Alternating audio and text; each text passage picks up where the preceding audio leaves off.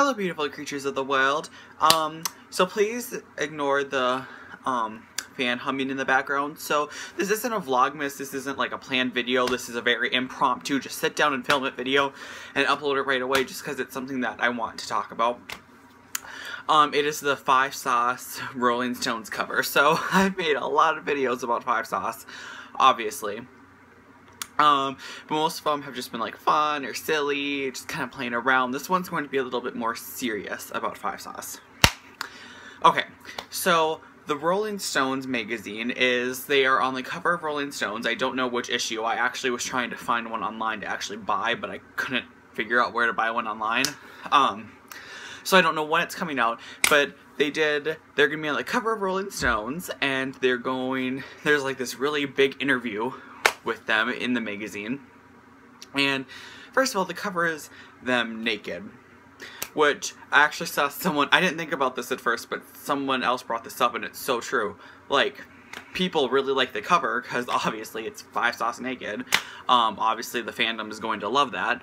But like, if it was girls who did that, they would get like hardcore slut shamed. If like Fifth Harmony for example, posed like completely naked on a magazine photo, people wouldn't probably take it that well. Anyway, that doesn't have a lot to do with 5 Sauce, that's just society in general, but that's a different topic, a different dinosaur to tackle, I don't know, a different issue for a different day. But in the magazine, I read the entire interview, and then I also read an article someone wrote about the interview. And I read the article about the interview first, which kind of blew it out of proportion, I think, and kind of made them look worse than the interview itself did. But basically, Luke talks about, like, how it's, like, very probable, or something along the lines of very probable, that he's been with, like, many girls in one night. And, just very inappropriate, like, this is uncomfortable to talk about for me, but very, like, inappropriate toys that Michael has had, and it's stuff like that, like, very personal stuff like that. And it talks about Luke's girlfriend a little bit, too, and they also said something about how they wish they had more of a male fan base and not such a strong female fan base. They want it kind of more, they want more both, like, kind of like Rolling Stones or the Beatles had. And, well, I don't know if this is true. That's been like the big controversy. Is this true? Is this real? And okay, first of all, I just want to say this. If 5 Sauce didn't want to have the whole, well, they hate being called a boy band. They're not a boy band. But if they didn't want the whole boy band look, they didn't want the whole heartthrob look, they didn't want the whole, like, 98% of our fan base is female look, then why did they agree? Like, they should have known that was kind of going to happen when they started opening for One Direction, because usually opening acts for bands or artists are similar to the kind of genre, the kind of type of music that, like, the headliner is. So, like, if One Direction is, like, the whole boy band heartthrob, like, our fan base is mostly girls kind of a look, and then they take on 5 Sauce, that's probably the kind of fan base that 5 Sauce is going to get, and the kind of reputation 5 Sauce is going to get. And I could be wrong in this thinking, but I would think that that's something they would understand going into it. But, I understand where they're coming from in saying that, but the article I read about the interview that blew it out of proportion said that, because in their interview they talked about, like, drinking and parties and, like, that sort of a thing. I don't know if they talked about drinking, but they definitely talked about, like, parties and partying and stuff, and, like, all these different girls, and they're like, oh, maybe if we kind of, they didn't say this, but the article said, oh, maybe the 5 Sauce boys are thinking if they give that kind of image that will get more males to want to come and, like, be into them, which, first of all, I don't think that was kind of, like, as a big 5 Sauce fan, that kind of shook me up a little bit, but I'm like, you know what, no, that's not true. Because I don't think that would work. Like, really, that doesn't change how their music sounds, so I don't know how that would change their fan base a ton.